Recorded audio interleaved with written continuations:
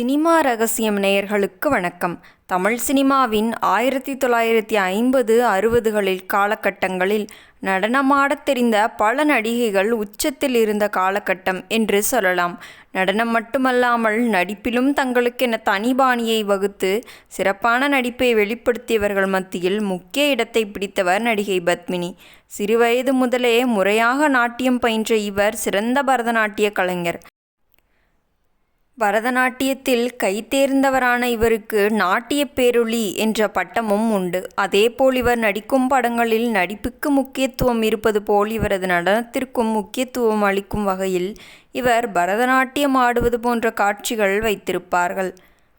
குழந்தை நட்சத்திரமாக அறிமுகமாகி பின்னாளில் எம்ஜிஆர், சிவாஜி உள்ளிட்ட முன்னணி நடிகர்கள் பலருடன் இணைந்து நடித்த பத்மினி தெலுங்கு, கன்னடம், இந்தி உள்ளிட்ட பல மொழிகளில் பல படங்களில் நடித்துள்ளார். தமிழில் சிவாஜியுடன் இவர் நடித்த தில்லானா மோகனாம்பாள் திரைப்படம் இன்றைய ரசிகர்களுக்கு பிடித்தமான ஒரு படமாக உள்ளது.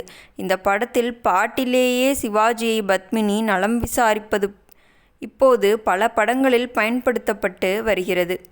இவர் நடித்த தில்லானா மோகனாம்பாள் திரைப்படம் இன்றைய ரசிகர்களுக்கு ஒரு பிடித்தமான படம் என்றுமே சொல்லலாம். பத்மினிக்கு இணையாக வைஜெயந்தி மாலாவும் நடனத்தில் உச்சத்தில் இருந்தாலும் இவர்களுக்கு இடையில் அதிகமான போட்டி இருந்தது என்று சொல்லலாம். அதே சமயம் சினிமாவில் உச்சத்தில் இருந்த காலத்திலேயே கடந்த 1961ஆம் ஆண்டு மருத்துவர் ஒருவரை திருமணம் செய்து கொண்ட பத்மினி அப்போதே அமெரிக்காவில் செட்டில் ஆகிவிட்டார்.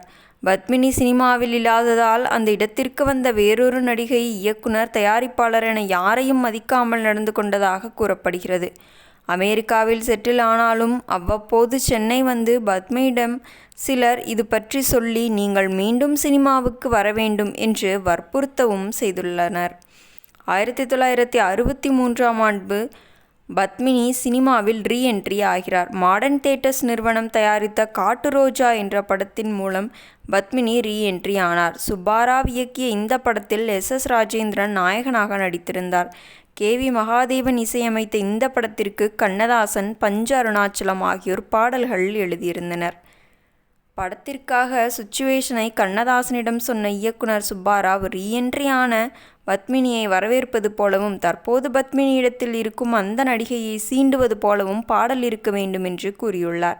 இதை புரிந்து கொண்ட கண்ணதாசன் அதற்கு ஏற்றாற்போர் எழுதிய பாடல்தான் ஏனடி ரோஜா என்னடி சிரிப்பு எதனை கண்டாயோ அன்று போனவள் இன்று வந்து விட்டாள் என்று புன்னகை செய்தாயோ என்ற பாடல்தான் அது. இந்த பாடல் அப்போது நல்ல வரவேற்பை பெற்றிருந்த நிலையில் பத்மினி சென்ற பின் மார்க்கெட்டை பிடித்த அந்த நடிகையும் கண்ணதாசன் பாடலின் மூலம் சொன்ன அந்த நடிகையும் நடிகை சரோஜா தேவிதான் என்று கூறப்படுகிறது. மீண்டும் நாளை சந்திப்போம். நன்றி, வணக்கம்.